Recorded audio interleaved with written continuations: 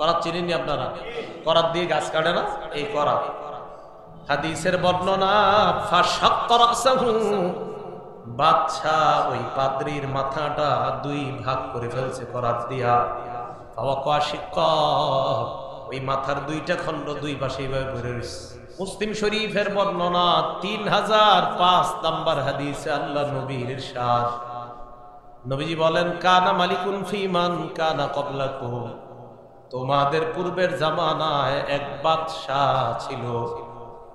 ওয়া কানা লাহু সাহির, এই বাদশার একজন পার্সোনাল জাদুকর ছিল। বাদশার পার্সোনাল জাদুকরের কাজ হলো মানুষদের সামনে জাদু দেখায় আর ভেলকি দেখায়, মানুষকে আনন্দ উল্লাস দেয়, এটা ছিল তার কাজ। এক বাদশা, তার জাদুকর ছিল। এই জাদুকরের কাজ ছিল মানুষকে জাদু দেখাইতো আর ভেলকি দেখাইতো। জাদুকর বুড়া হয়ে গেছে। ফালাম্মা কাবিরা, জাদুকর যখন বুড়া হয়ে গেছে, ক্বালা লিল মালিকি ইন্নী ক্বাদ কাবিরতু, বাদশাকে গিয়ে জাদুকর বলল, বাদশা আমি তো মুরব্বি হয়ে গেছি, ফাবআস ইলাইয়া গুলামা, আমার কাছে মেধাবী একটা যুবক পাঠান, ওয়াল্লিমহুস সিহরা, যাতে আমি আমার জাদুবিদ্যাটা তারে শিখিয়ে যাইতে পারি। আবার বলছি, তোমাদের পূর্বের জামানায় এক বাদশা ছিল, এই বাদশার একজন জাদুকর ছিল। এই জাদুকর বুড়া হয়ে গেছে। বুড়া হয়ে যাওয়ার পর বাদশাকে এসে বলল, বাদশা আমি তো বয়স্ক হয়ে গেছি, মুরব্বী হয়ে গিয়েছি, আমার কাছে একটা ছেলে পাঠান, একটা যুবক পাঠান, যে যুবককে আমি জাদুবিদ্যাটা শিখাইয়া দিতে পারি, যেন আমার জাদুবিদ্যাটা তারে শিখাইয়া দিতে পারি, সে এই জাদু মানুষকে দেখাবে। তো এই কথা বলার পর ফাবাসা ইলাইহি গুলামা, বাদশা একজন মেধাবী যুবককে জাদুকরের কাছে পাঠায়। জাদুকরের কাছে যাওয়ার পর জাদুকর এই যুবকটাকে জাদুবিদ্যা শিখায়। ওয়া কানা ফি তরিকিহি ইদা সালাকা রাহিব, যুবক যেই রাস্তা দিয়ে যায়, যাওয়ার সময় একজন পাদ্রীর সাথে তার সাক্ষাৎ। পাদ্রীর সাথে সাক্ষাৎ হওয়ার পর ফাকআদা ইলাইহি, পাদ্রীর সামনে বসছে। বসার পর সামিয়া কালামা, পাদ্রীর কথা শুনছে। ফাআজাবাহু, পাদ্রীর কথাগুলো তার ভালো লাগছে।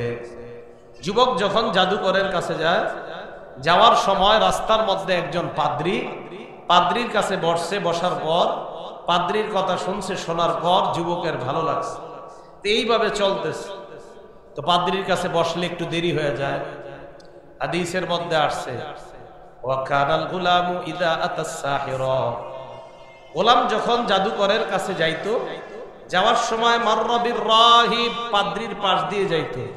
তো পাদ্রীর পাশ দিয়ে যাওয়ার সময় ক্বাদা ইলাইহি, পাদ্রীর কাছে বসতো। বসার পর তার কাছ থেকে ধর্মীয় বিদ্যা শিখত। জাদুকরের কাছে শিখে জাদুবিদ্যা, পাদ্রীর কাছে শিখে ধর্মীয় বিদ্যা। এইভাবে দুইজনের বিদ্যা শিখতেছে। তো পাদ্রীর কাছে যাওয়ার কারণে একটু দেরি হয়ে যায়। যুবক যখন জাদুকরের কাছে যায়, গেলে জাদুকর যুবককে প্রহার করে, মারে, কি ব্যাপার, দেরি হইল কেন? তো এইভাবে চলতেছে ঘটনা। তো যুবক যখন পাদ্রীর কাছে যায় আর জাদুকরের কাছে যায়, যাওয়ার সময় একদিন দেরি হয়ে গেছে। দেরি হয়ে যাওয়ার কারণে দরবাহু সাহির, জাদুকর তারে মারছে। তোর দেরি হইল কেন? ফাশাকা যালিকা ইলার রাহিব, পাদ্রীর কাছে যুবক যায়। যাওয়ার পর বলে, আমি আপনার কাছে আসার কারণে আমার দেরি হয়ে যায়, তাই জাদুকর আমাকে প্রহার করে। পাদ্রী একটা বুদ্ধি শিখিয়ে দেয়, ইদা খাশিতাস সাহিরা ফাকুল হাবাসানি আহলি, তুমি যখন জাদুকরের কাছে যাইবা, যাওয়ার পর যদি দেরি হয়ে যায় আর যদি দেখো জাদুকর তোমাকে মারতে চায়, তখন তুমি বলবা আমার পরিবারের কারণে আমার দেরি হয়ে গেছে। ওয়া ইদা খাশিতা আহলাকা ফাকুল লাহুম, আর যখন তুমি তোমার পরিবারের কাছে যাও, যাওয়ার পর পরিবার যদি তোমাকে দেরি হওয়ার কারণে মারতে চায়, ফাকুল, তুমি বলবা হাবাসানিস সাহির, জাদুকরের কাছে আমার দেরি হয়েছে। জাদুকরের কাছে গেলে পরিবারের কথা কইবা, পরিবারের কাছে গেলে জাদুকরের কথা কইবা, আমার কথা বলেও বলবা না। তাহলে ধর্মীয় বিদ্যা শিখে কার কাছে? পাদ্রীর কাছে। জাদুকরের কাছে গেলে দেরি হয়, জাদুকর মারতে গেলে কয় আমার পরিবার আটকায় রাখছিল তাই দেরি হয়েছে। আর পরিবারের কাছে গেলে যখন দেরি হয়, পরিবারের কাছে গিয়ে কয় জাদুকর আমাকে আটকায় রাখছে তাই দেরি হয়েছে। পাদ্রীর নাম কারো কাছে কয় না। এইভাবে চুপে চুপে ধর্মীয় বিদ্যা শিখে। ফাবাইনামা হুয়া কাযালিক, এইভাবে চলতেছে। ইয আতা আলা দাব্বাতিন আযীমা, একদিন চলতে চলতে একটা বিশাল বড় প্রাণী, দৈত্য দানবের মতো একটা প্রাণীর সামনে পড়ছে। কদ হাবাসাতিন নাস, এই প্রাণীটা রাস্তার মধ্যে মানুষকে আটকায় রাখছে, মানুষ রাস্তা পার হতে পারে না। মানুষ দাঁড়ায় রয়েছে, প্রচুর মানুষ, রাস্তা পার হয় না। কি ব্যাপার, তোমরা রাস্তা কেন পার হও না? তো জনগণ বলল, এই বড় প্রাণীটার কারণে আমরা রাস্তা পার হতে পারতেছি না। এই কথা বলার পর যুবক এবার আল্লাহর কাছে বলল, ফাকালা, প্রথমে মনে মনে বলল, আল্লাহু আলামু আস-সাহিরু আফজালু আমির রাহিবু আফজাল। আজকে আমি পরীক্ষা করব পাদ্রীর বিদ্যা সত্য নাকি জাদুঘরের বিদ্যা সত্য। এই পরীক্ষা করার পর যদি পাদ্রীর বিদ্যা সত্য হয় তাহলে আমি ঈমানদার হয়ে যাব, আর যদি জাদুঘরের বিদ্যা সত্য হয় তাহলে আমি আগের ধর্মেই থাকবো, আগের ধর্ম আমি ছাড়বো না। এই কথা বলার পর ফাখাযা হাজারন, একটা পাথর নিছে। নেওয়ার পর যুবক আল্লাহরে বলতেছে, আল্লাহুম্মা ইন কানা আমরুর রাহিবি আফযালা ওয়া হাব্বা ইলাইকা মিন আমরিস সাহিরি ওয়া আরদা। আল্লাহ, তুমি তো জানো পাদ্রীর বিদ্যা যদি জাদুকরের বিদ্যার চাইতে শ্রেষ্ঠ হয় এবং প্রিয় হয়, ফাকতুল হাদিহি দাব্বা, আমি এই পাথরটা মারার সাথে সাথে এই প্রাণীটাকে তুমি হত্যা করবা। এই কথা বইলা আল্লাহর নাম নিয়ে ওই পাদ্রীর বিদ্যা অনুযায়ী যুবক পাথরটা মারছে। মারার পর ফাকাতালা, সাথে সাথে আল্লাহ প্রাণীকে হত্যা করে দিয়ে মানুষ পারাপারের ব্যবস্থা করে দেয়।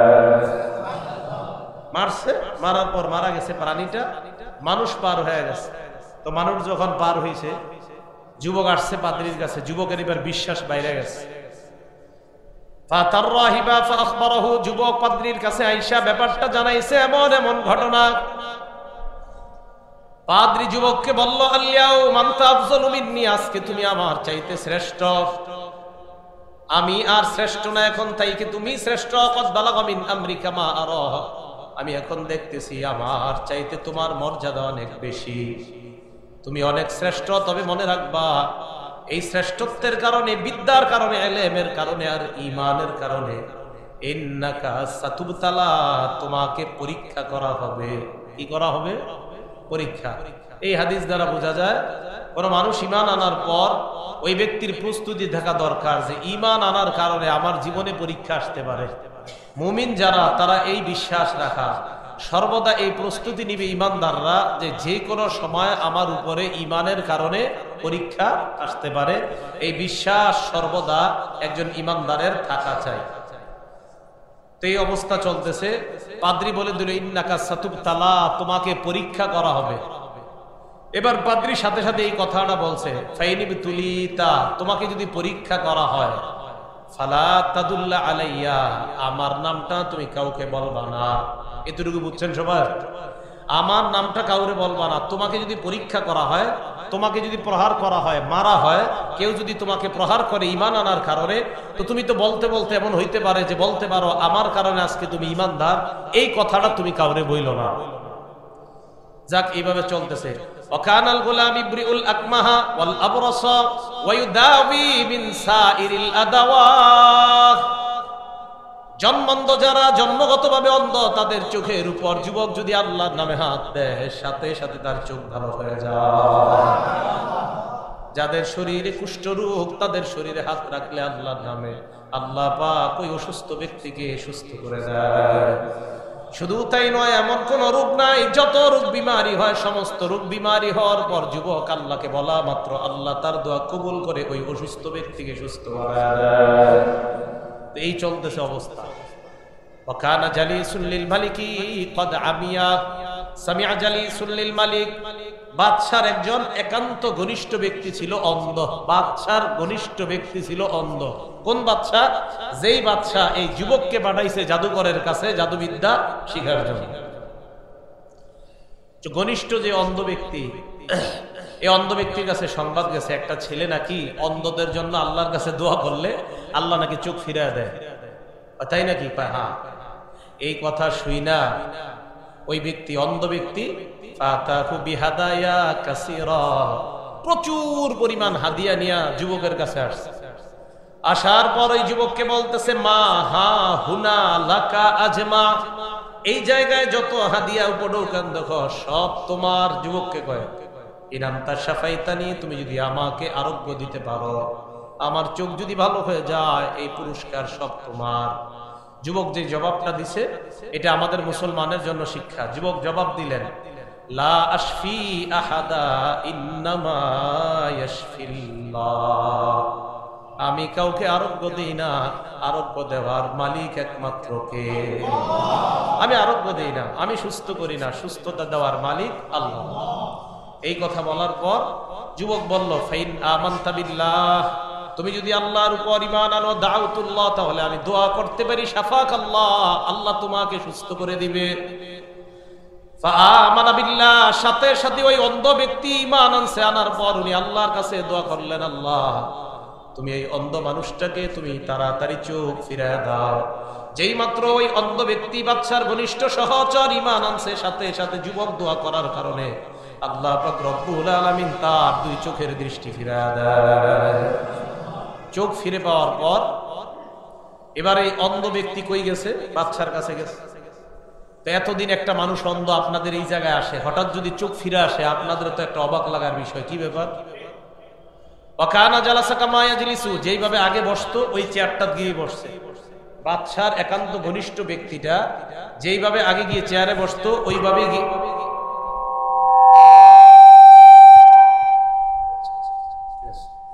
বাদশার ওই ঘনিষ্ঠ ব্যক্তি যেইভাবে আগে চেয়ারে বসতো ওইভাবে গিয়েই ওই অন্ধ ব্যক্তি চেয়ারের মধ্যে বসছে।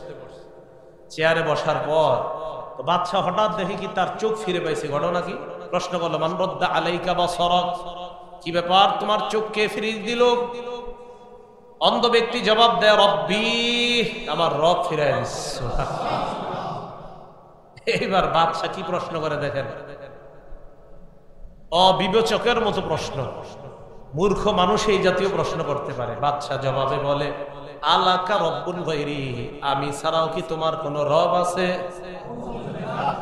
আমি ছাড়া কি তোমার কোন রব আছে? এখন তো মাশাআল্লাহ আমাদের এই বর্তমান দুনিয়াতে অন্তত রব দাবি করে মানুষ নিজের এরকম সংখ্যা খুব কম, মানে রব দাবি করে না। তো ফেরাউন মানে এরকম বইলা ফেলতো, রব তো আমি। নমরুদ বইলা ফেলতো, আমি তো রব। তো ওই ব্যক্তি বাদশাহ এ বইলা ফেলতেছে, তোমার কি আমারে ছাড়া কোনো রব আছে? বাদশার একান্ত সচিব জবাব দেয়, রব্বি ওয়া রব্বুকাল্লাহ, আমার রব না শুধু আমারও রব, আপনারও রব। তিনি বলেন, আমার রব, আপনার রব কে? এই কথা বলার পর বাদশা কয়, আমার সামনে যা বলছো আর কখনো বলবা না। অন্ধ ব্যক্তি যিনি চোখ ফিরে পেয়েছেন তিনি জবাব দেয়, না না, আমার রব, আপনার রব, সবার রব একমাত্র আল্লাহ। তোমার এই শিক্ষা কে দিছে? অন্ধ ব্যক্তিটা বলতে চায় না। ফালাম ইয়াজাল ইউআযিবুহু, তাকে শাস্তি দেওয়া শুরু।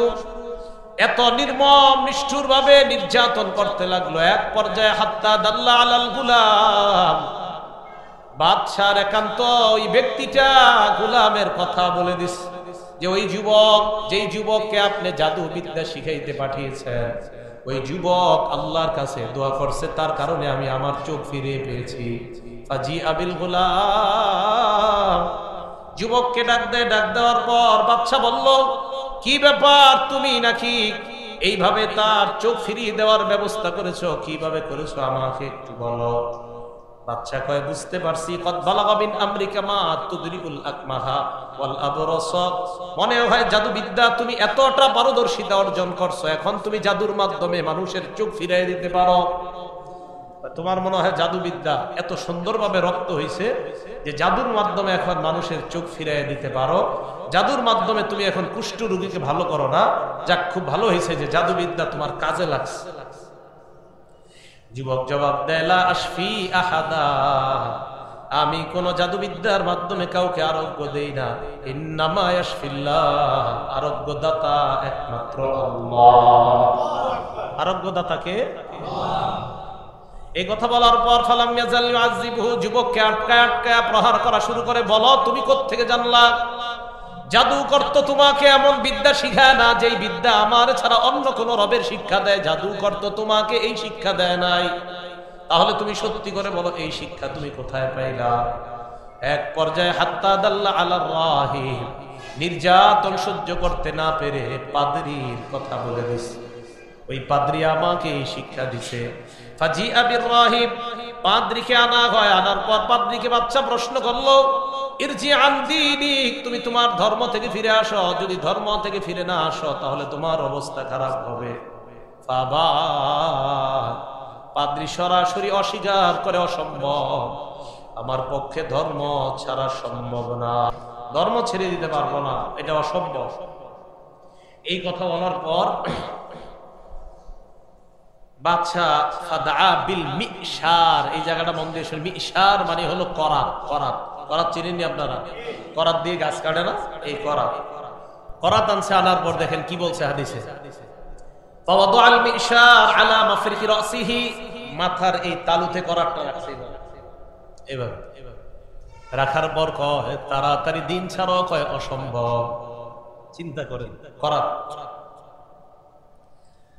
রাসূল এক সাহাবা নাম খাব্বাব রাদিয়াল্লাহু তাআলা, নবীজি কাবা চত্বরে এভাবে শুয়ে রয়েছে।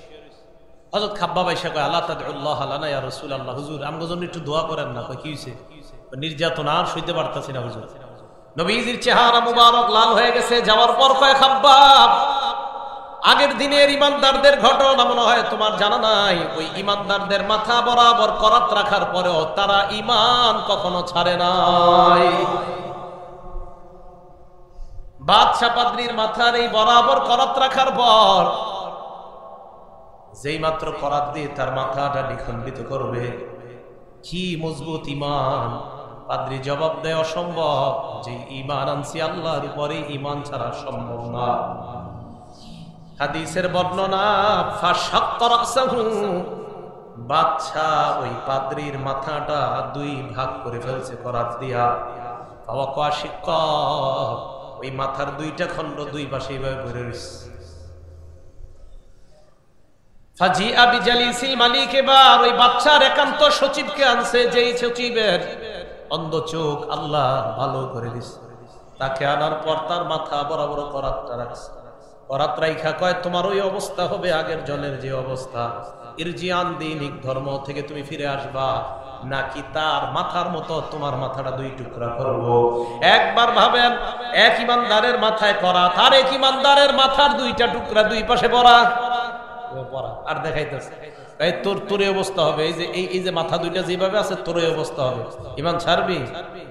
ওই অবস্থায় বাদশার একান্ত সচিব জবাব দেয় অসম্ভব, যে আল্লাহরে বিশ্বাস করার কারণে আমার চোখ ফিরে পেয়েছি, ওই আল্লাহর উপর ঈমান ছাড়ার প্রশ্নই আসে না। মাঝে মাঝে আমি চিন্তা করি যে আমগরে যদি এরকম হইতো আমরা কি যে কইতাম আল্লাহ জানে। আপনাদেরকে নিয়ে না, আমরা যারা পড়াশোনা করছি কোরআন হাদিস, আমি আমারই বলতেছি, সাধারণত জনগণ আপনারা পড়ে, আমরা তো কোরআন হাদিস শিখছি। আমার মাথায় যদি এরকম রাখে, আমি নিজে চিন্তা করি যে আল্লাহ আমার মাথায় যদি এরকম করাত রাখে, আল্লাহ জানে যে তোমার উপর বিশ্বাস কি রাখি কিনা। মানে টেনশনে পড়ে যায়, মাবুদ তুমি তো এত ভয়ঙ্কর পরীক্ষায় ফালাও নাই আমাদেরকে। আহারে, আগের ইমানদারদেরকে তুমি কত বড় পরীক্ষা নিয়েছো আল্লাহ, এরপরও সফল হয়েছে তারা।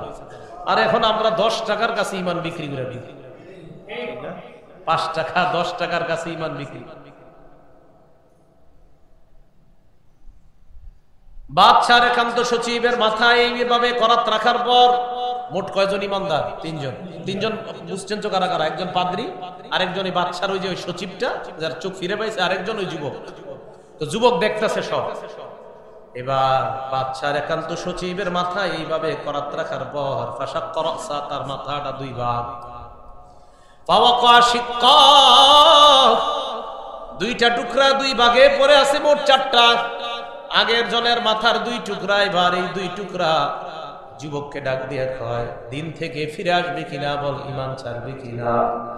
যুবক কয় অসম্ভব, তাদের 2 জনের মাথা দেখে আমার ঈমান ছাড়ানোর চেষ্টা করো। কোনদিনও না, যে আল্লাহর উপর আমি ঈমান আনলাম, ওই আল্লাহর উপর ঈমান ছাড়ার কোনো প্রশ্ন আসে না। এই কথা বলার পর ফাদাফা ইলা নাফারিন মিন আসহাবিহি, একদল সেনাবাহিনীকে বাদশা ডাকছে। ডাকার পর বাদশা বলতেছে এক কাজ করো, এই যুবককে ফাযহাবু বিহি ইলা জাবালিন কাযা ওয়া কাযা, এই যুবককে নিয়ে অমুক পাহাড়ে যাও, ফাসআদু বিহিল জাবাল, পাহাড়ের উপরে উঠবা যুবককে নিয়ে। উঠার পর ফাইদা বালাগতুম যুরওয়াতা, পাহাড়ের চূড়ায় যখন পৌঁছার পর ফাইন রাজা আন দীনিহি, যদি ধর্ম থেকে ফিরে আসে ভালো কথা, অন্যথায় ফাতরাহুহু, পাহাড়ের উপর থেকে নিচে তাকে ফেলে দিয়ে হত্যা করবা। নাউযুবিল্লাহ। ফাযাহাবু বিহি ইলা জাবাল। মুসলিম শরীফের বর্ণনা, আল্লাহ রাসূল বলেন যুবককে নিয়ে তারা পাহাড়ে যায়। ফাসাইদু বিহিল জাবাল, পাহাড়ের উপর উঠছে, অনেক বড় পাহাড়। পাহাড়ের উপর উঠার পর ওই যুবককে বলে ঈমান ছাড়বা কিনা? যুবক কয় অসম্ভব। পাহাড়ের একদম মাথায় গেছে, যাওয়ার পর নিচের দিকে তাকাইলে আমি আপনি মনে হয় তাকাইলেই মরে যাইতাম। তোরে এখন ফালাইয়া দিব। যুবক কয় তো কি হইছে? ঈমান না ছাড়লে ফেলে দিব। যুবক আল্লাহকে বললেন আল্লাহুম্মা কফিনিহিম বিমা শি'তা, আল্লাহ আপনি আপনার শক্তি দেখায় দেন, তাদের থেকে কুদরতি ভাবে আমাকে আপনি হেফাজত করে নেন। এই দোয়া করার সাথে সাথে রাজিফা বিহিমুল জাবাল, পাহাড় নড়াচড়া শুরু করছে। পাহাড় যারা যুবককে হত্যা করার জন্য নিয়ে গেছে নড়াচড়া করে পাহাড় তাদেরকে নিচে ফেলে হত্যা করছে, যুবককে নিরাপদে নিচে নামায় দিচ্ছে। এখান থেকে একটা বুঝার আছে, একই পাহাড়ে সবাই না, আর একই পাহাড়ে সবাই না। তাহলে একই পাহাড়ে একদল আল্লাহ মাইরা ফেললো, যুবককে আল্লাহ হেফাজত করলো, তার মানে আমার আল্লাহ সব পারে। একই জায়গায় সবাই, পাহাড় নড়লো, পাহাড় পুরা ধ্বংস করে ফেললো সব, আল্লাহ চাইছে যুবক মরবে না, মরে না। ইলাল মালিক, যুবক সুন্দর হাঁটতে হাঁটতে বাদশার কাছে আসে। মুসলিম শরীফের হাদিস। হ্যাঁ, দুই একদিন পর পর আমি এটা পড়ি, আমি নিজে পড়ি, আমার ইমানরে মজবুত করার চেষ্টা করি। তো এইভাবে যুবক হাঁটতে হাঁটতে বাদশার কাছে গেছে।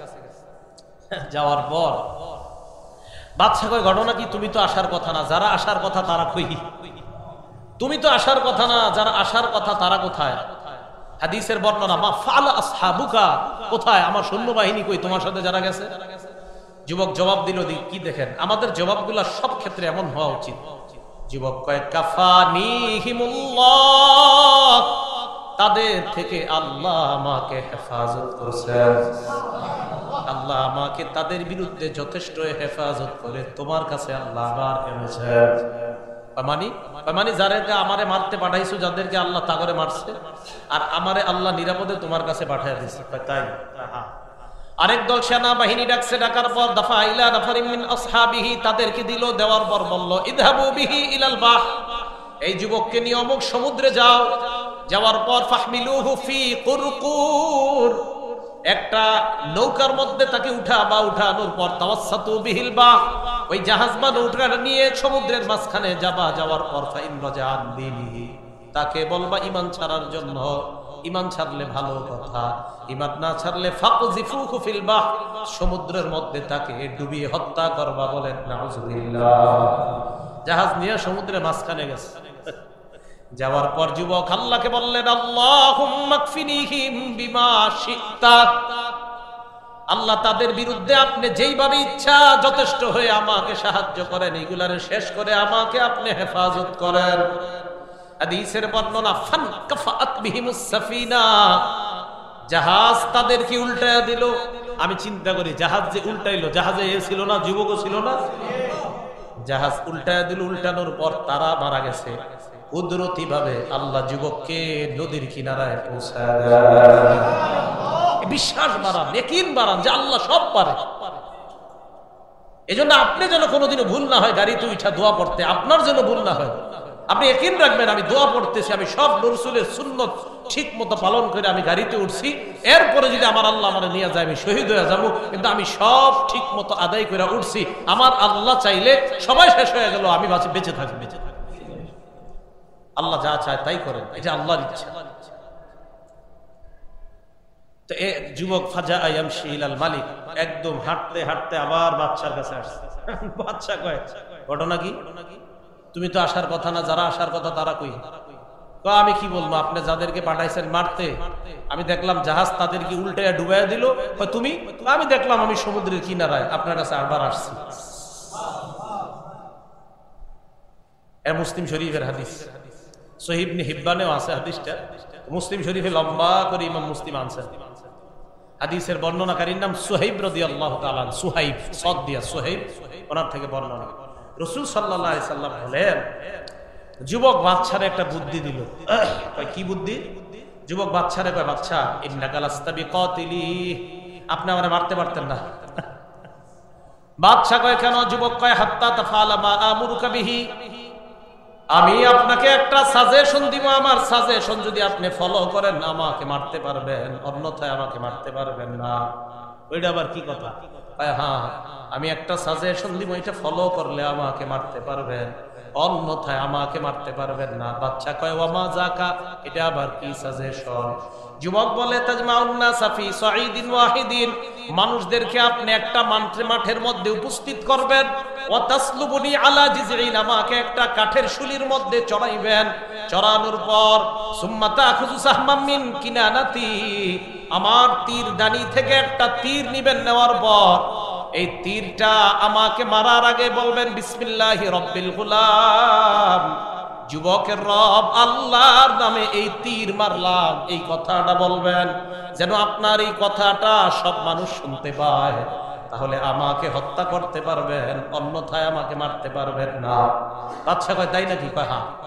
ফাজামাআত নাসা ফি সাঈদিন ওয়াহিদিন, বাদশা মানুষকে একটা প্রান্তরে একত্রিত করছে, করার পর ওয়াসালাবাহু আলা জিজঈন, যুবককে কাষ্ঠের শুলির মধ্যে এইভাবে রাখছে।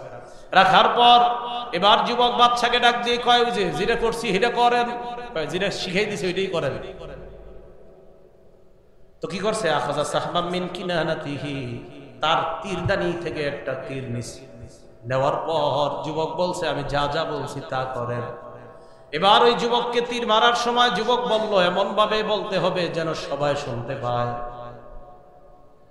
যুবককে তীর মারার আগে কয় বিসমিল্লাহি রাব্বিল গুলাম, এই যুবকের রবের নামে তীর মারলাম। হাদিসের বর্ণনা, ফাওয়াকা সাহমু ফি সুদগিহি, যুবকের কানের নিম্ন ভাগে তীরটা গিয়ে লাগছে। লাগার পর ফাওয়াদা ইয়াদাহু ফি সুদগিহি, যুবক তার হাতটাকে কানের নিম্ন ভাগে রাখছে। রাখার পর ফামাতা, আল্লাহর নাম নিয়ে যুবক মারা গেছে। হাজার হাজার জনগণ দেখলো এই যুবককে এত চেষ্টা করেও মারতে পারে নাই, যুবকের রবের নামে মারতে যুবক মারা গিয়েছে। তার মানে যুবকের রবেই সত্য। মুসলিম শরীফের হাদিস, আমানান নাস বিরব্বিল গুলাম, আমানান নাস বিরব্বিল গুলাম, সব মানুষ এই যুবকের রবের উপর ঈমান এনে নেয়। মুসলমান হয়ে গেছে, সব ঈমানদার। ঈমানদার হওয়ার পর বাদশা আর হোমলা চমলা চামচা রাখি কয়, বাদশা আর আইতামা তাহজারু, যেই ভয়টা করছিলাম এটাই তো হইল। কয় কোনটা? কয় যুবককে যেই কারণে আপনি নিয়ন্ত্রণ করতে চাইলেন, যুবক তো মারা গিয়ে সব মানুষগুলারে ঈমানদার বানায়, আপনার তো আর পাওয়ার থাকলো না। ফাআমারা বিল উখদুদ ফি আফওয়াহিস সিকাক, বাদশা নির্দেশ দিল প্রত্যেকটা রাস্তার মাথায় মাথায় যেন একটা গর্ত করা হয়, গর্তের অধিপতিরা ধ্বংস হয়ে যায়। প্রত্যেক রাস্তার মাথায় যেন একটা গর্ত করা হয়। গর্ত করছে, করার পর এক এক করে ইমানদারদেরকে ওই গর্তের মধ্যে আগুন জ্বালানোর পর ইমানদারদেরকে বলা হয় গর্তের মধ্যে নামার জন্য। ইমানদাররা আগুনের মধ্যে ঝাঁপ দেয়। ঝাঁপ দিতে দিতে হাদিসের মধ্যে আসছে, জাআত ইমরাআতুন ওয়া মাআহা সাবিয়ুন, একটা নারী আসছে, ওই নারীর সাথে একটা বাচ্চা। নারী বাচ্চাটার দিকে তাকানোর পর তাকাসাআত, নারী চিন্তা করে, আহারে আমার ফুটফুটে বাচ্চাটাকে নিয়ে কিভাবে আগুনের মধ্যে ঝাঁপ দেয়। ওই মুহূর্তে আল্লাহ বাচ্চার জবান খুলে দেয়।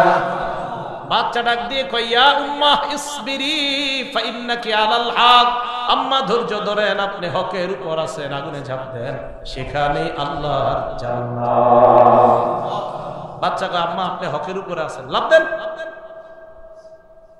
এই কথা বলার পর মাও লাভ দিস। তা আল্লাহ বলেন, কুতিলা আসহাবুল উখদুদ, গর্তের অধিপতিরা ধ্বংস, মানে যারা গর্ত করছে গর্তের মধ্যে আগুন জ্বালায়া ওই ইমানদার মানুষগুলাকে গর্তের আগুনের মধ্যে জ্বালিয়েছে। আল্লাহ চারটা শপথ খাওয়ার পরে বলেন, এই গর্তের অধিপতি যারা যারা গর্ত বানিয়ে ইমানদারদেরকে নিয়ে উল্লাস করছে তারা ধ্বংস। হাদিস দ্বারা বোঝা যায় মুসলমানদেরকে নির্যাতন করে আনন্দ উল্লাস করা, মুসলমানদের নির্যাতনে খুশি হওয়া এটা আমাদের জন্য উচিত না। আমার কোনো মুসলমান ভাই যদি নির্যাতনের শিকার হয়, আমার পার্শ্ববর্তী কোনো মুসলমান বোন যদি জুলুমের শিকার হয়, নির্যাতনের শিকার হয়, এই নির্যাতনের সময় কোনো মুসলমানের উল্লাস করা এটা মুসলমানের স্বভাব হতে পারে না। বরং ইমানদার আগুনে পুড়বে, ইমানদার নির্যাতনের শিকার হবে, তখন অন্য মুসলমানের দিলে যদি কষ্ট লাগে সেই প্রকৃত মুসলমান, সেই কি প্রকৃত মুসলমান। তাহলে আল্লাহ পাক রব্বুল আলামিন বলেন এই গর্ত করছে যারা আর ইমানদারদেরকে যারা পুড়িয়েছে তারা ধ্বংস। এই কথা বইলে আল্লাহ বলেন ওমা নাকামু মিনহুম ইল্লা আইয়ুমিনু বিল্লাহিল আজিজিল হামিদ। গর্তের অধিপতিরা ইমানদারদেরকে নির্যাতন করার কারণ শুধুমাত্র ইল্লা আইয়ুমিনু বিল্লাহ, ইমানদাররা আল্লাহর উপর ঈমান আনছে, এটাই হলো তাদের অপরাধ। এই ঈমান আনার কারণে তাদেরকে আগুনের মধ্যে পুড়িয়েছে। হাদিস দ্বারা জানতে পারলাম ঈমান আনার পর আমার আপনার জীবনে বিপদ আসতে পারে, পরীক্ষা আসতে পারে। যদি এই পরীক্ষা আসে, পরীক্ষার সময় ধৈর্য ধারণ করার নাম হলো প্রকৃত ঈমানদার। আসিয়া ফেরাউনের বিবি, আসিয়াকে যখন ফেরাউন হত্যা করবে, হত্যা করার আগে কারুনের পরামর্শে আসিয়ার শরীরটার থেকে চামড়াগুলা উঠিয়ে নেওয়া হয়। কোরআনের মধ্যে আসছে ফিরআউন যিল আওতাদ, পেরেক ওয়ালা ফেরাউনকে স্মরণ করো। আওতাদ মানে পেরেক। এই ফেরাউন পেরেক দিয়ে মানুষের হাত পায়ের মধ্যে বসাইয়া মানুষকে কষ্ট দিত। আসিয়ার হাত আর পায়ের মধ্যে পেরেক বসাইয়া মাটির সাথে আসিয়ার শরীরটা লাগাইয়া দিছে। লাগাই দেওয়ার পর শরীর থেকে চামড়া উঠাইছে। চামড়া উঠানোর পর আগুনের দিকে আসিয়ার শরীরটা, সূর্যের তাপ আগুনের তাপের মতো উত্তাপ, ওই পালুকাময় প্রান্তরের মধ্যে আসিয়ার শরীরের উপর সূর্যের আলো লাগে। ফেরাউন ডাক দিয়ে কয় আতাত্রুকিনাল ঈমান, ঈমান ছাড়বে কিনা? আসিয়া কোনো জবাব দেয় না। এক মুহূর্তে ফেরাউনকে কারুন পরামর্শ দেয় পাথর নেন, নেওয়ার পর এই পাথর দিয়ে আসিয়াকে হত্যা করে। পাথর নিয়ে যায় আসিয়াকে যখন হত্যা করবে, আল্লাহ পাক রব্বুল আলামিন বলেন ও মারইয়াম ইবনাত ইমরান আল্লাতী আহসানাত ফারজাহা। আল্লাহ পাক বলেন ওয়া দারাবাল্লাহু মাসালান লিল্লাযীনা আমানু ইমরাআত ফিরআউন ইয ক্বালাত রাব্বি ইবনি লি ইনদাকা বাইতান ফিল জান্নাহ ওয়ানাজ্জিনি মিন ফিরআউন ওয়া আমালিহি ওয়ানাজ্জিনি মিনাল কওমিজ যালিমিন। আসিয়া যখন মারা যাবে আল্লাহর কাছে বলতে লাগলেন আল্লাহ রাব্বি ইবনি লি ইনদাকা বাইতান ফিল জান্নাহ, আল্লাহ তুমি আমার জন্য তোমার কাছে জান্নাতে একটা ঘর বানায়া দাও। মারা যাওয়ার সময় কয় আল্লাহ জান্নাতে ঘর বানাও। ওয়ানাজ্জিনি মিন ফিরআউনা, ফেরাউন থেকে আমাকে তুমি মুক্তি দিয়ে দাও। ওয়ানাজ্জিনি মিনাল কওমিজ যালিমিন, জালেম সম্প্রদায় থেকে আমাকে তুমি হেফাজত করো। এইভাবে নির্যাতন করছে, শরীরের চামড়া উঠিয়ে ফেলছে, বালুকাময় প্রান্তরের মধ্যে শুয়ে রাখছে। আসিয়া ইন্তেকালের সময় কষ্ট পাওয়া দূরের কথা, উল্টা আল্লাহরে ডাক দিয়ে কয় জান্নাতে আমার ঘর বানায় দাও। এরপরেও ঈমান আসিয়া ছাড়ে নাই। আল্লাহ বলেন আফা হাসিবতুম আন তাদখুলুল জান্নাহ, তোমরা কি মনে করছো এমনি তোমরা জান্নাতে যাইবা? ওয়ালাম্মা ইয়াতিকুম মাসালুল লাযীনা খালাউ মিন ক্বাবলিকুম, পূর্ববর্তীদের পরীক্ষা তোমাদের উপর আসবে না, তোমরা কি এমনটা মনে করো? অতীত জামানার মানুষের পরীক্ষা তোমাদের উপর আসবে না, তোমরা কি এমনটা মনে করো যে তোমরা পরীক্ষার সম্মুখীন হবে না, এমনিতেই তোমরা পার পেয়ে যাবা? না, এমনটা হবে না, বরং পরীক্ষার সম্মুখীন হওয়া লাগবে। ঈমানের পরীক্ষা দিবা, এই ঈমানের পরীক্ষায় যদি উত্তীর্ণ হও তাহলে জান্নাত। তো বুঝাইতে চাইলাম ঈমান আনা মানে হলো আমি আপনি পরীক্ষা দেওয়ার জন্য প্রস্তুত থাকা। রাসূল সাল্লাল্লাহু আলাইহি সাল্লামের সাহাবা খুবাইব রাদিয়াল্লাহু তাআলা, বুখারী শরীফের 3045 নম্বর হাদিস। এই হাদিসের মধ্যে আছে নবীজি সাল্লাল্লাহু আলাইহি সাল্লাম বাআসান নবী সাল্লাল্লাহু আলাইহি ওয়াসাল্লাম আশারাতা রাহতিন সারিয়াতান আইনা, আল্লাহ নবী 10 জনের একটা বাহিনী গোয়েন্দা হিসাবে এক এলাকায় পাঠাইলেন। ওয়া আমারা আলাইহিম আসিব ইবনে সাবিত রাদিয়াল্লাহু তাআলা আন, আল্লাহ নবী এই 10 জনের একজন আমির বানিয়ে দিলেন, তার নাম আসেম। কি নাম? আসেমকে আমির বানায় দিয়েছে। আমির বানিয়ে দেওয়ার পর তাদেরকে আল্লাহ নবী পাঠাইলেন, ওই এলাকায় তোমরা যাইবা। মুসলমান 10 জন যখন রওনা করছে, যুকিরু লিহাইয়িন যুকিরু লিহাইয়্যিন মিন হুযাইল ইউকালু লাহু বনু লাহইয়ান। এই এলাকার নাম কি? পাটের চর। তো একটা নাম থাকে না এলাকার? মক্কার একটা এলাকার নাম ছিল বনি হুযাইল। এই হুযাইলের একটা গ্রামের নাম ছিল লাহইয়ান। এই লাহইয়ান এলাকার মানুষরা বলা বলি করতে লাগলো, আচ্ছা এইদিকে নাকি মুসলমানদের আনাগোনা এইদিকে লক্ষ্য করা যাইতেছে। হ্যাঁ, মুসলমানরা কোথায় জানি যাইতেছে। ফানাফারু লাহুম করিবাম মিন মিআতাই রাজুলিন কুল্লুহুম রাম।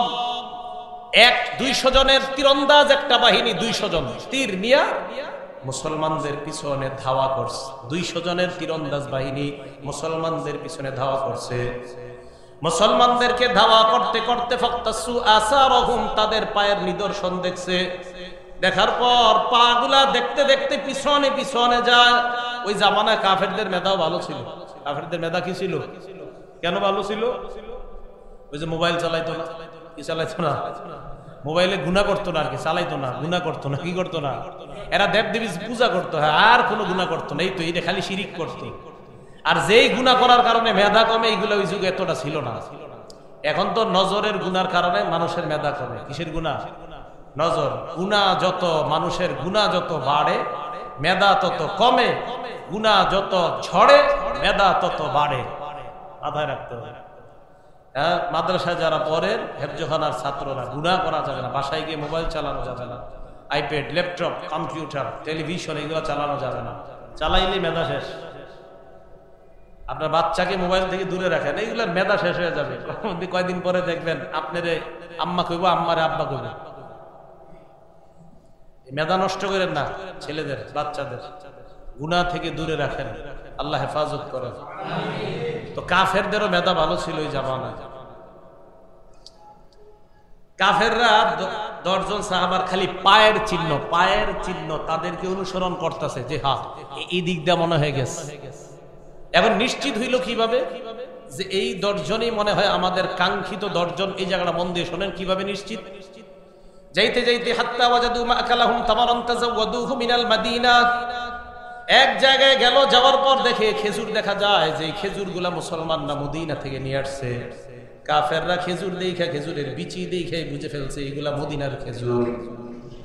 কোন দেশের খেজুর? আমি আপনি তো বাদামতলির খেজুরও চিনব না। কাফেররা খেজুর দেখেই বলতেছে, আটি দেখে বলে এটা মনে মদিনার। মানে এরা খেজুর দেখে নিশ্চিত হয়ে যায় এটা মদিনার না ইয়ামানের নাকি অমুক দেশের। খেজুর দেখে কয় নিশ্চিত এইদিকে মুসলমানরা আসছে, এই যে মদিনার খেজুর। নিশ্চিত হওয়ার পর ওই রাস্তা তারা অবলম্বন করতে লাগলেন। মুসলমানদের লিডার আসিফ ইবনে সাবেত বুঝতে পারলেন বেঈমানরা আমাদের সন্ধান পেয়ে গেছে, কি করা যায়। ফালাজাউ ইলা ফাদফাদ, মুসলমানরা উঁচু একটা জায়গার মধ্যে উঠছে। এই হাদিসটা আমি প্রায় সময় পড়ি, ওলামা কেরাম যারা আছেন আপনাদের জ্ঞাতার্থে বলি, বুখারীর 3045, এটাও আমি প্রায় সময় পড়ি। এটা পড়ি কেন? এটা পড়ি আর চিন্তা করি, মানে এই হাদিসটা আর ওই যে আগে যেটা বললাম মুসলিম শরীফের 3005 নম্বর হাদিস, এগুলো পড়ি আর ভাবি ইমানের পরীক্ষাটা কত মজবুত ছিল। যে মানে সত্যি সত্যি যদি আমরা এরকম পরীক্ষায় পড়ি আমার অবস্থাটা কি হবে, আমি মাঝে মাঝে এই চিন্তা করি। তো ওনারা একদম উপরে উঠছে। ওঠার পর আহাতা বিহিমুল কওম, কাফেররা নিচে থেকে তাদেরকে বেষ্টন করে ফেলছে।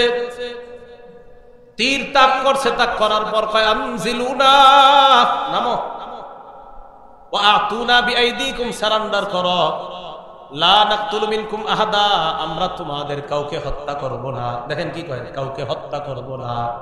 ওয়ালাকুমুল আহদু ওয়াল মিসাক, অঙ্গীকার করলাম একজনকেও আমরা হত্যা করব না, তোমরা নাও। সাহাবাদের আমির আসিম ইবনে সাবেত বললেন, লা আনজিলুল ইয়াউমা ফি জিম্মাতি কাফির, আজকে আমি কোন কাফেরের কথা বিশ্বাস করি না, আমি কোন কাফেরের নিরাপত্তায় নিচে নামবো না, আমি তাদের কথা বিশ্বাস করি না।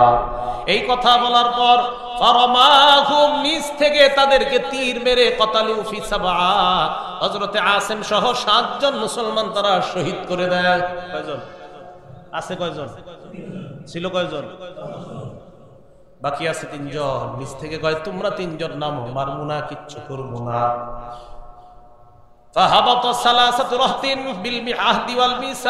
তিনজন অঙ্গীকার নিয়ে নিচে নামছে, মারবেও না, হত্যা করবে না, গায়ের মধ্যে আঘাত করবে না। নামার পর এই তিনজনের একজনের নাম খুবাইব, আরেকজনের নাম ইবনুদ দাসিনা, আরেকজনের নাম বুখারীর বর্ণনায় আসে নাই। তিনজনের মধ্যে দুইজনের নাম আসছে, আরেকজনের নাম বলছে রাজুলুন আখর, আরেক ব্যক্তি। এই ব্যক্তিটাকে এটা বুখারীতে লেখা নেই। তো তিনজন নিচে আসছে, আসার পর দেখেন ওয়াদা করছে কিচ্ছু করবো না, কিন্তু নামার সাথে সাথে আতলাকু আও তারাকিসিহিম, মুসলমানদের যে তীরগুলা ছিল এই তীরের রশিগুলা খুলছে, ধনিকর রশিগুলা খুলছে। খোলার পর আওসাকুহুম, ওই রশি দিয়ে মুসলমান তিনটারে বাঁধছে। ওয়াদা করছে গায়ে টাচও করবো না। তিনজনের মধ্যে যে তৃতীয় জন, যার নাম হাদিসের মধ্যে নাই, ওই ব্যক্তি বললেন হাজা আউয়ালুল গদরি, এই তো প্রথম গাদ্দারি শুরু করলা। লা আসহাবুকুম, আমি তোমাদের সাথে যাব না। ইন্নালি ফিহা উলাই উসওয়া, আমি এই 7 জনের দলে শরীক হতে চাই। এই কথা বলার পর তাকেও শহীদ করে দেয়। শহীদের সংখ্যা হইল কয়জন? ফাবাউহুমা ফি মক্কা, তাদের দুইজনকে এই 200 জন বিক্রি করে দিছে মক্কায়। আবার বলছে তাদের এই দুইজনকে বিক্রি করে দিছে মক্কায়। দুইজনের একজনের নাম ইবনুদ দাসিনা, তাকেও শহীদ করে দেওয়া হয়। বাকি আছে কয়জন? এই একজনের নাম খুবাইব রাদিয়াল্লাহু তাআলা আন, ফাতাআ খুবাইবান বনুল হারিস। হযরতে খুবাইবকে যারা কিনছে তার নাম হলো হারিসের সন্তান। মনে রাখবেন, হযরত খুবাইবকে যারা কিনছে তারা হলো হারিসের সন্তান। বলেন তো কার সন্তান? এই জায়গাটা একটু মাথাটা খাটায় শোনেন। এই জায়গাটা, হারিসের সন্তানরা কেন কিনলো খুবাইবকে? হারিসের সন্তানরা কেন কিনলো খুবাইবকে? ওয়াকানা খুবাইবুন কদ কতালাল হারিসা ইয়াউমা বাদরিন, যেই হারিস নামক লোকটা তার সন্তানগুলা খুবাইবকে কিনছে, এই হারিসকে খুবাইব বদরের যুদ্ধের দিন হত্যা করছে। বাবা হত্যার প্রতিশোধ নেওয়ার জন্য এই হারিসের ছেলেরা খুবাইবকে কিনছে। ওলামা ছাড়া অন্য যারা আছেন, কথাটা মাথায় ঢুকছে সবার? আচ্ছা, তো হারিসের ছেলেরা খুবাইবকে কেন কিনছে? যে তুমি আমগো বাবারে মারছিলা বদরের প্রান্তরে, আজকে তোমার আমরা শেষ করব। কিনা নিস, বাসায় নিয়ে গেছে। বাসায় নেওয়ার পর যেই বাসায় রাখছে, ওই বাসায় আবার হারিসের একটা মেয়ে ছিল। তার মানে খুবাইবের যারা নিয়ে গেছে তাদের বোন। আবার বলছে হারিসের মেয়ে মানে কি? ওই যারা কিনছে তাদের বোন, ওই ছেলেদের বোন আর কি। এই বোনটা বর্ণনা করছে। এবার প্রশ্ন হলো আপনাদের, হুজুর এই বোন আবার বর্ণনা করছে কিভাবে? এই বোন তো কাফের। এই বোনটা হযরতে খুবাইব শহীদ হওয়ার কিছুদিন পরে মুসলমান হয়ে গেছে। তো মুসলমান হওয়ার পর সাহাবারা প্রশ্ন করছে, এই তোমরা আমগো ভাই খুবাইব গেরে তোমাদের ঘরে আটকায় রাখছিলা, কিভাবে কষ্ট দিছো একটু বলো তো। আমাদের ভাই খুবাইবকে যে তোমাদের ঘরে আটকায় রাখছিলা, অনেক কষ্ট দিছো, নির্যাতন করছো, তাই না? একটু কিভাবে নির্যাতন করছো একটু বলো তো। এখন এই জায়গাটা আমি আপনাদেরকে যেটা বলবো, এটা হলো ওই নারীর বর্ণনা। বাকি এই বর্ণনাটা বুখারীতে আছে। নারী বলতেছে, আমার ভাইরা যখন খুবাইবকে আমাদের বাসায় নিয়ে আসছে, একটা ঘরের মধ্যে আবদ্ধ করে রাখছে, খানা দেয় না, কিচ্ছু দেয় না। নারী বলতেছে, আমার ভাইয়েরা যেদিন একত্রিত হয়ে যায় খুবাইবকে হত্যা করার জন্য বাহিরে নিয়ে যাবে, সবাই পরামর্শ করছে, করার পর খুবাইবকে জানায় দেওয়া হয় আজকে তোমাকে নিয়ে যাওয়া হবে, তোমাকে হত্যা করা হবে।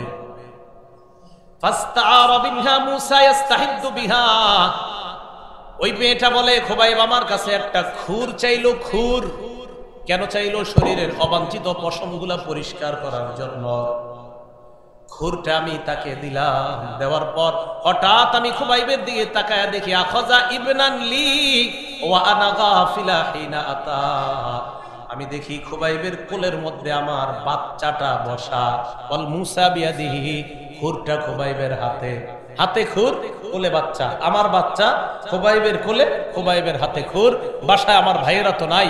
আমি আরেক ঘরেতে দেখতেছি জানালা দিয়া, খুবাইবের কোলে আমার ছেলে, হাতে ছুরি, চাইলে আমার ছেলের শেষ করে দিতে পারে। ফাফাজিতু, আমি ভয় পেয়ে গেলাম। বুঝে আসছে কথাটা? আমি ভয় পেয়ে। ফারাফাহা খুবাইবুন ফি ওয়াজহি, খুবাইব আমার চেহারায় ভয় দেখলো। দেখার পর আমার দিকে তাকায়, কয়া তাখশাইনা নাকতুলা, তুমি কি ভয় পাচ্ছ আমি তোমার ছেলেকে হত্যা করব? আমিও ভয়ে ভয়ে বললাম, হ্যাঁ আমার তো ভয় হচ্ছে তুমি আমার ছেলেকে হত্যা করো কিনা। দেখেন সুযোগ ছিল, ওই মুহূর্তে বাচ্চার শরীরে অস্ত্র ঠেকা পালাইতে পারত। খুবাইব জবাব দিলাম আকুন আফআলা যালিকা, আমি এমনটা কখনো করব না, চিন্তার কারণ নাই। মুসলমান কখনো কারো দুর্বলতায় আঘাত করে না। আমি দুর্বলতা আঘাত করব না, আমি মুসলমান, তোমার দুর্বলতা আমি কেন আঘাত করব? এই কথা বলার পর ওই নারীটা কয়, আল্লাহি মা রাআইতু আসীরান কাত্তু খায়রাম মিন খুবাইব, আমি খুবাইবের চাইতে এমন উত্তম বন্দী আমার জীবনেও দেখি নাই। এই কথা কেন কও? আমি দেখলাম আমার ভাইয়েরা খুবাইবকে খাবার দেয় না, ঠিক মতো পানি দেয় না। হঠাৎ একদিন আমি খুবাইবের হাতে আঙ্গুর দেখলাম, ওই আঙ্গুর মক্কা মদিনায় তখন কোথাও পাওয়া যায় না। আমি বুঝতে পারলাম এটা আল্লাহর পক্ষ থেকে জান্নাতি খাবার। বুখারীর বর্ণনা, বুখারীর লা রিজকুম মিনাল্লাহ, আমি বুঝছি এটা আল্লাহর রিজিক। তারপরে খুবাইবকে বের করে নিয়ে যায়, রাস্তা দিয়ে হাঁটায় নিয়ে যায়, এক জায়গায় যাওয়ার পর দেখে শুলিবিদ্ধ করা হবে হযরতে খুবাইবকে। যেই জায়গায় শুলিবিদ্ধ করা হবে ওই জায়গায় তোলার আগে একজন বেঈমান কয়, তোমার শেষ কোনো চাওয়া আছে কিনা? কয় হ্যাঁ, উসাল্লি রাকাতাইন, আমি 2 রাকাত নামাজ পড়তে চাই। কয় রাকাত নামাজ পড়তে চাই? শিক্ষা আমাদের জন্য। রাসূলের সাহাবা মারা যাবার একটু আগেও নামাজ পড়তে চায়।